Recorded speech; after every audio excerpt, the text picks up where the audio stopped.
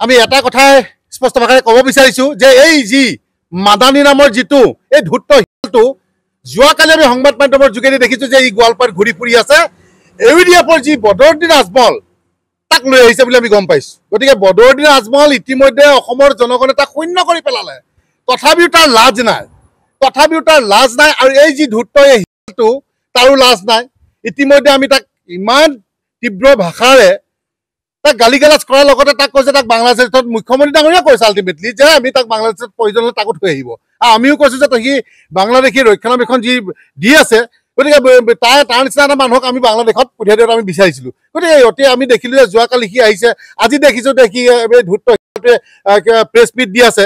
গতিকে তাৰ press meat এইবোৰ বৰ্জন কৰিব লাগে, তাৰ প্ৰেছ মিটত যাবই নালাগে পৰাপক্ষত। গতিকে সি অসম যে জুই লগাবলৈ আহিছে সেইটো স্পষ্ট ভাষাৰে ওলাই পৰিছে। কাৰণ আমাৰ দুশ্মনী আছে অবৈধ মিয়া বাংলাদেশী, আমাৰ দুশ্মনী নাই আমাৰ যিসকল আমাৰ খিলঞ্জীয়া মুছলমানসকল আছে তেওঁলোকৰ আমাৰ শত্ৰুতা আমি নাই। আমি খিলঞ্জীয়া মুছলমান, আমি হিন্দুসকল, আমি ভাই সদায় আছোঁ, সদায় থাকিম। কিন্তু এনেধৰণৰ মানুহ আহি পেলাই যদি জুই লগাবলৈ বিচাৰে কিন্তু আমি শান্ত নাথাকিম। শেষবাৰৰ বাবে আমি কিন্তু মাদানীক কৈ দিব বিচাৰিছোঁ যে তই ভালে অসম এৰি গুচি যা, অন্যথা তোৰ যদি মন আছে তই বাংলাদেশ গুচি যা, কিন্তু ইয়াত তই জুই লগাবলৈ নাহিবি। চিধা কথা, স্পষ্ট কথা। আৰু এটা কথা আপোনালোকৰ যোগেদি ক'ব বিচাৰিছোঁ যে আমি ইতিমধ্যে আমি আৰক্ষীৰ ভাৰপ্ৰাপ্ত বিষয়া আমাৰ আমগুৰিত আমি এখন এজেহাৰ আমি দাখিল কৰিছোঁ। এই আমাৰ যি চৈয়দা হামিদা ওপৰত আমি ইতিমধ্যে এজেহাৰ দাখিল কৰিছোঁ। তেওঁকো এটা কথা ক'ব বিচাৰিছোঁ আপোনালোকৰ যোগেদি, যিহেতু আমি মহিলাক আমি সন্মান জনাওঁ, গতিকে আমি তেওঁৰ বিষয়ে আমি তুচ্ছ তাচ্ছিল্য বেছি কথা নকওঁ। তেওঁক এটাই অনুৰোধ জনাব বিচাৰিছোঁ যে বাংলাদেশীৰ প্ৰতি যদি আপোনাৰ ইমান প্ৰেম প্ৰীতি জাগিছে, আপুনি আপোনাৰ ঘৰত তেওঁলোকক লৈ যাব পাৰে, আপোনাৰ ঘৰত স্থান দিব পাৰে, আমাৰ কোনো ক'বলগীয়া নাই। কিন্তু চিধা কথা, স্পষ্ট কথা, বাংলাদেশী মানে মিয়া মানে হৈ গ'ল গাড়ী চোৰ, গৰু চোৰ, ড্ৰাগছৰ বেপাৰী।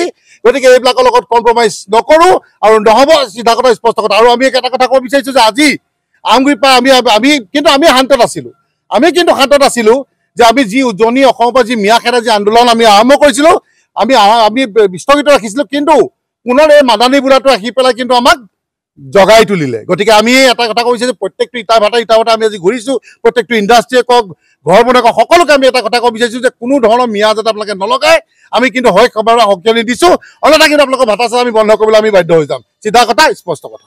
আমি এটা কথাই স্পষ্ট ভাষাৰে ক'ব বিচাৰিছোঁ যে এই যি মাদানী নামৰ যিটো এই ধূৰ্ত শিয়ালটো যোৱাকালি আমি সংবাদ মাধ্যমৰ যোগেদি দেখিছোঁ যে ই গোৱালপাৰাত ঘূৰি ফুৰি আছে।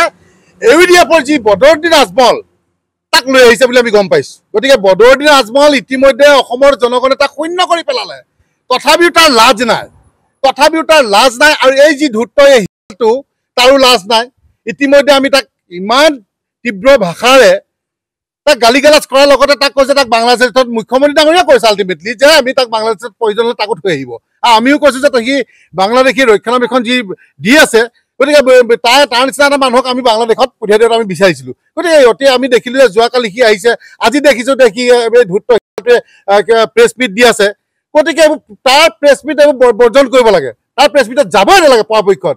গতিকে সি অসম যে জুই লগাবলৈ আহিছে সেইটো স্পষ্ট ভাষাৰে ওলাই পৰিছে।